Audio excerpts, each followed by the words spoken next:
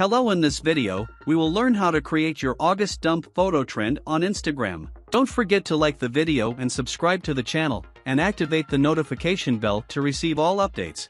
First, open the Instagram app. Tap on the option to add a story.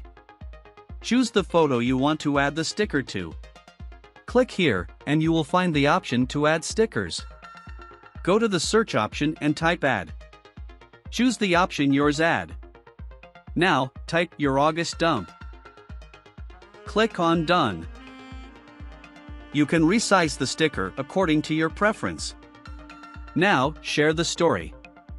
Finally, support us by liking the video and following us to stay updated with all our new videos. Thank you, and see you in the next video.